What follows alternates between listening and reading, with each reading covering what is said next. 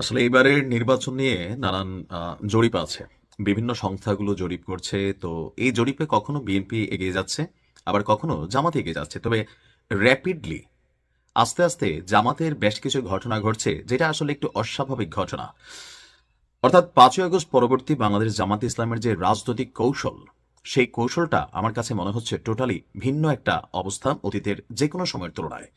যেমন ধরেন অমুসলিম শাখা খোলা, বা অমুসলিমদের মধ্যে তাদের যেই জনপ্রিয়তার কি বলা হয় যে ধরেন মাপকাঠি দাঁড় করানোর চেষ্টা, বিভিন্ন রকম সুযোগ সুবিধা, বক্তব্য বা যাই হোক সবকিছু মিলিয়ে ভিন্ন এক অবস্থান আমরা দেখলাম ত্রিপুরাতে।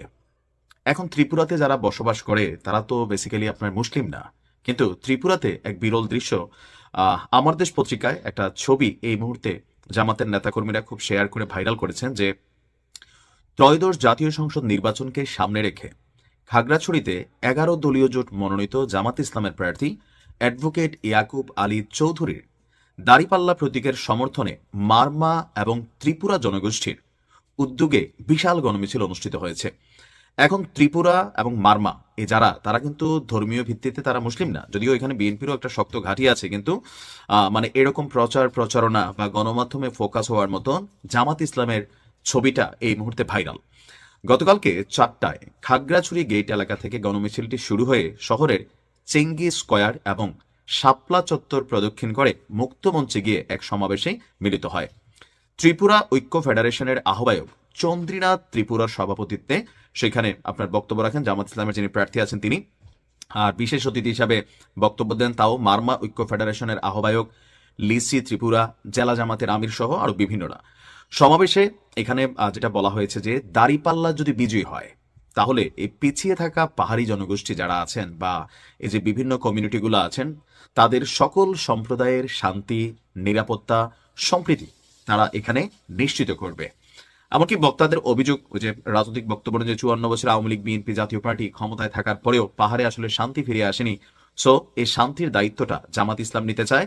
যারা এখানে খেটে খাওয়া পাহাড়ি জনগোষ্ঠী আছে তাদের কল্যাণে, বিশেষ করে আপনার আমার কাছে মনে হয় ওইখানে পানির যে সমস্যা, শিক্ষার সমস্যা, পাহাড়ি যে বিভিন্ন সন্ত্রাসী গোষ্ঠী আছে যে সামান্য কিছুতে পাহাড়ি সমতলের মধ্যে ঝগড়া টগড়া লাগাই দেয়। তো জামাত ইসলামের নেতারা বলছেন যে তারা যদি ক্ষমতায় যায়, দাঁড়িপাল্লায় ক্ষমতায় যায়, তাহলে পাহাড়কে শান্ত করা হবে।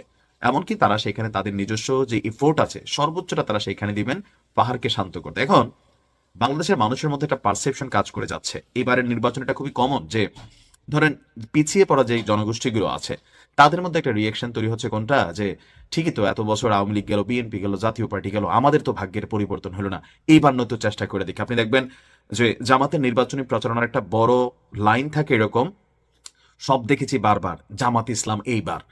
তো মানুষের মধ্যে হচ্ছে কি যে জামাত যেহেতু এককভাবে কখনো ক্ষমতায় আসে নাই, তো সেই জায়গা থেকে একটা পারসেপশন কিন্তু ভোটের মাঠে কাজ করে যাচ্ছে। আর বিশেষ করে আমার কাছে মনে হয় সাদিক কায়েমের যে এলাকা, এই পাহাড়ি এলাকার সন্তানই কিন্তু সাদিক কায়েম থেকে শুরু করে ছাত্র শিবিরে ডাকসুতে বড় বড় পদ পাওয়া অনেক পোলাপাইন এই পাহাড়ি গোষ্ঠী থেকে কিন্তু উঠে আসছে, এবং এদের ট্রেনিং, এদের লাইফস্টাইল ওইখান থেকে এদেরকে গড়ে তুলে আনা হয়েছে। সো দৃশ্য তো আপনার কাছে মনে হবে যে পাহাড়ে কিভাবে জামাতের এই বিশাল সাপোর্টিং তৈরি হচ্ছে, বাট ব্যাকগ্রাউন্ডে তারা কি বলা যায় গ্রাস ওয়ার্ক কিন্তু তাদের আছে। এখন দেখা যাক কি হয়। আসলে যত বড় সমর্থন তত বড় যে ভোট তাও না, কারণ বাংলাদেশে যেটা হয় নির্বাচনের আগের দিন বিরিয়ানি টিরানি খায় হাজার হাজার মানুষ, ভোট পরে পরের দিন 200, এরকমও কিন্তু বাংলাদেশে ঘটে। এখন সময় বলে দেবে কি হতে যাচ্ছে। আসসালামু আলাইকুম।